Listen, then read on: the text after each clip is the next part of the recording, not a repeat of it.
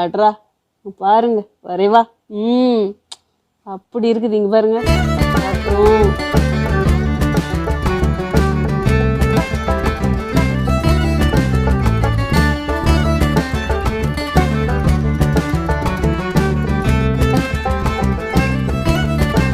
Hi friends, welcome to cook with Sangeetha. இன்றைக்கி நம்ம பார்க்க போகிறது பன்னீர் பட்டர் மசாலா. நீங்கள் ரொம்ப நாளாக கேட்டுட்டு இருந்தீங்க, அக்கா பன்னீர் பட்டர் மசாலாவை ரெஸ்டாரண்ட்டில் சாப்பிட்ற மாதிரி செஞ்சு காமிங்கன்னு சொல்லிட்டு உங்களுக்காக தான் இன்றைக்கி பன்னீர் பட்டர் மசாலா செஞ்சு காமிக்க போகிறேன். பன்னீர் பட்டர் மசாலானாவே சின்னவங்கலேருந்து பெரியவங்க வரைக்கும் எல்லோரும் ரசித்து சாப்பிடுவாங்க. பன்னீர் பட்டர் மசாலாவில் மெயினாக கவனிக்க வேண்டியது பன்னீர் ஹார்டாகாமல் செய்யணும். ஸோ அதுக்கு எப்படி செஞ்சால் சாஃப்டாக இருக்கும் அப்படிங்கிறத நீங்கள் கற்றுக்க போகிறீங்க. பன்னீர் பட்டர் மசாலா ஃப்ரைட் ரைஸ்க்கு சாப்பிட்லாம், நானுக்கு சாப்பிட்லாம், சப்பாத்திக்கு சாப்பிட்லாம், பரோட்டாவுக்கு சாப்பிட்லாம், இப்படி சொல்லிக்கிட்டே போகலாம். ரொம்ப எளிமையான முறையில் சங்கீதா ஸ்டைலில் செஞ்சு காட்ட போகிறேன். நம்ம சேனலை யாரெல்லாம் இன்னும் சப்ஸ்கிரைப் பண்ணலையோ சப்ஸ்கிரைப் பண்ணுங்கள். கீழே இருக்கிற பெல் பட்டனை மறக்காமல் ஆள் கொடுங்க. அப்போ தான் நான் போகிற வீடியோ உங்களுக்கு உடனே வரும். வாங்க இப்போ எப்படி செய்கிறதுன்னு பார்க்கலாம். பன்னீர் பட்டர் மசாலா செய்கிறதுக்கு ஃபஸ்ட்டு இப்போ நம்ம பன்னீரை ஃப்ரை பண்ணிக்கலாம். ஸ்டவ் ஆன் பண்ணி ஒரு பேன் வச்சுட்டேன். 1 டீஸ்பூன் பட்டர் போட்டுக்கலாம். அடுப்பணல் கம்மியாக வைங்க, இல்லைனா பட்டர் தீஞ்சிடும். இந்த பட்டர்லேயே காஷ்மீர் மிளகா பொடி 1 டீஸ்பூன் போடுறேன். 1/4 டீஸ்பூன் மஞ்சள் பொடி போட்டுக்கலாம்.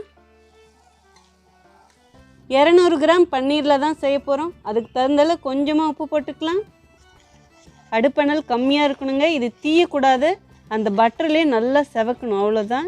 இந்த அளவுக்கு இருந்தால் போதும். 200 கிராம் பன்னீர் எடுத்து அதை நல்லா பெரிய பீஸாக கட் பண்ணி வச்சுருக்கேன், அதுவும் இப்போ இதிலே போட்டுக்கலாம். இந்த மசாலாவிலே ஃப்ரை ஆகட்டும், அப்படியே லைட்டாக கிளறி கொடுங்க. அடுப்பணல் கம்மியாக வச்சு ஃப்ரை பண்ணுங்கள். இது ரொம்ப ஃப்ரை ஆகிடுச்சுன்னா அப்படியே ரப்பர் மாதிரி ஆகிடும். சும்மா லைட்டாக ஃப்ரை ஆகணும், அவ்வளோதான். அப்படியே திருப்பி எல்லாத்தையும் கொடுத்துருங்க. லைட்டாக இப்படி கிளறி கொடுங்க, உடையக்கூடாது. பாருங்கள், பார்க்கும் போதே கலர் எப்படி இருக்குன்னு. நீங்கள் காஷ்மீர் மிளகா பொடி போட்டிங்கன்னா இந்த மாதிரி நல்லா கலர் வரும். நீங்கள் நார்மல் மிளகா பொடி போட்டிங்கன்னா 1/4 டீஸ்பூன் to 1/2 டீஸ்பூன் போடுங்க போதும். ஏன்னா நம்ம கிரேவிலையும் போடணும்.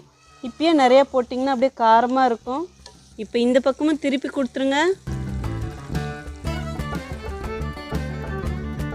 பாருங்கள், இந்த அளவுக்கு செவந்தா போதும். இப்போ இது வேற ஒரு பிளேட்டில் நம்ம மாற்றி வச்சிடலாம்.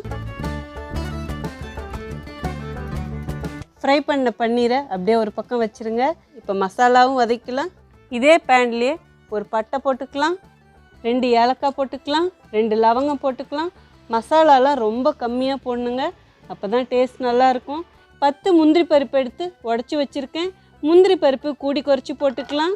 1/4 டீஸ்பூன் மிளகு போட்டுக்கலாம். 1/2 டீஸ்பூன் சோம்பு போட்டுக்கலாம். அடுப்பணல் மீடியமாக வச்சுக்கோங்க. இப்போ இது எல்லாத்தையும் நல்லா கிளறி கொடுங்க. முந்திரி பருப்பு போட்டால் தான் இந்த கிரேவிக்கு ஒரு திக்னஸ் கிடைக்கும். அதே மாதிரி முந்திரி பருப்புலேருந்து லைட்டாக ஒரு ஸ்வீட் கிடைக்கும், அது சூப்பராக இருக்கும் இந்த கிரேவிக்கு. இந்த அளவுக்கு செவந்தா போதுங்க. சின்னதாக ஒரு பீஸ் இஞ்சி எடுத்து பொடியாக கட் பண்ணி வச்சுருக்கேன், அதுவும் போட்டுக்கலாம். 10 பல்லு பூண்டு உரித்து வச்சுருக்கேன், அதுவும் போட்டுக்கலாம். பெரிய வெங்காயம் பெருசாக 1 எடுத்து கட் பண்ணி வச்சுருக்கேன், அதுவும் போட்டுக்கலாம். நீங்கள் ரஃப்பாக கட் பண்ணால் போதும், வெங்காயம் ரொம்ப நைஸாக கட் பண்ணுங்கிற அவசியம் கிடையாது. தக்காளி நல்லா பழமாக 5 தக்காளி எடுத்து கட் பண்ணி வச்சுருக்கேன், அதுவும் போட்டுக்கலாம். இந்த ரெசிபியை பொறுத்த வரைக்கும் தக்காளி பழமாக இருக்கணும், அதே மாதிரி கொஞ்சம் அதிகமாகவும் போடணும், அப்போ தான் கிரேவியும் கிடைக்கும். கொஞ்சம் ஒரு புளிப்புத்தன்மையும் எக்ஸ்ட்ரா இருக்கணும். ஒரே ஒரு பச்சை மிளகாயும் போட்டுக்கலாம்.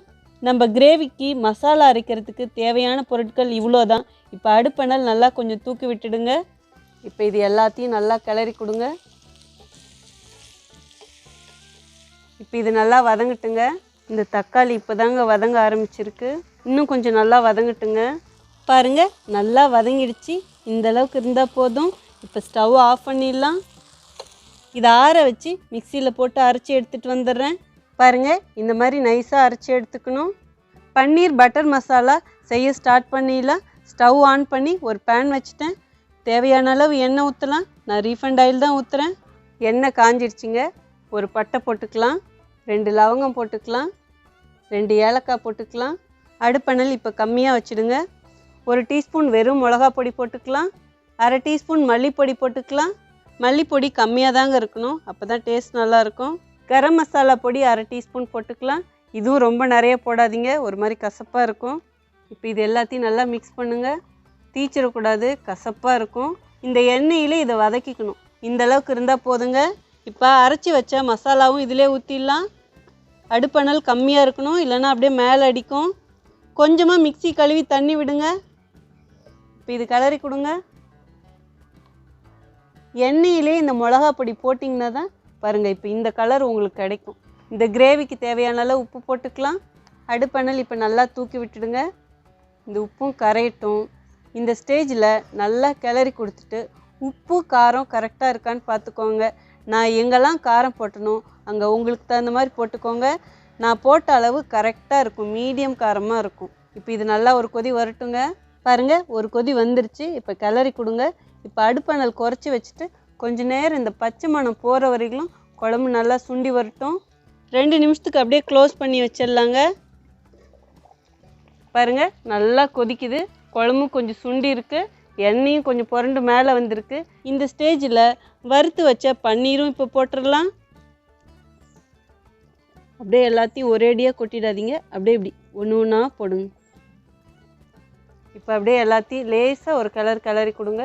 இந்த பன்னீரும் 4 to 5 நிமிஷம் இந்த கிரேவிலே அப்படியே நல்லா கொதிக்கணும். அப்போ தான் இந்த பன்னீர் உள்ளலாம் இந்த கிரேவி இறங்கியிருக்கும். சாப்பிடும் போது டேஸ்ட் நல்லாயிருக்கும். பன்னீர் போட்டதுக்கப்புறம் அடுப்பணல் கம்மியாக வச்சுட்டு அப்படியே க்ளோஸ் பண்ணி வச்சுருங்க. இது 3 நிமிஷத்துக்கு அப்படியே இருக்கட்டும், அதுக்கப்புறம் நம்ம பார்ப்போம். பாருங்கள் கிரேவி நல்லா திக்காயிடுச்சு, எண்ணெயும் புரண்டு மேலே வந்துருச்சு. இந்த ஸ்டேஜில் லாஸ்ட்டாக உலர்ந்த வெந்தயக்கீரை 1 டீஸ்பூன் போட்டுக்கலாம். இது நல்லா வாசனை கொடுக்கும். அப்படியே பாருங்கள் இப்படி கசக்கி போடுங்க. லாஸ்ட்டாக தான் போடணும், முன்னாடியே போட்டிங்கன்னா கசப்பாயிடும். இதை மேத்தி லீவ்ஸ்ன்னு சொல்லுவாங்க. பன்னீர் பட்டர் மசாலான்னு பேர். அப்போ பட்டர் போட்டால் தாங்க நல்லாயிருக்கும். இப்போ 1 டீஸ்பூன் அப்படியே பட்டர் போடுங்க. லாஸ்ட்டாக இது போடும்போது தான் இந்த கிரேவியில் இருக்கிற புளிப்பையும் அடக்கும், டேஸ்ட்டும் நல்லாயிருக்கும், ஃப்ளேவரும் வரும்.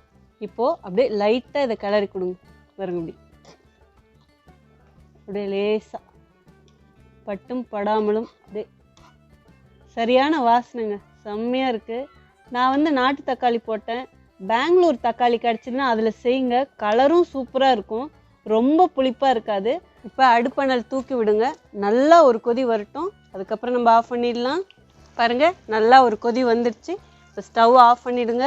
மேலே அப்படியே கொஞ்சமாக கொத்தமல்லி தழை தூவி கொடுங்க. அவ்வளோதாங்க, சூப்பராக மணக்க மணக்க நம்ம பன்னீர் பட்டர் மசாலா ரெடி ஆயிடுச்சு. வாங்க இப்போ எப்படி இருக்குன்னு டேஸ்ட் பார்த்துருவோம். பன்னீர் பட்டர் மசாலா அப்படியே க்ரீமியாக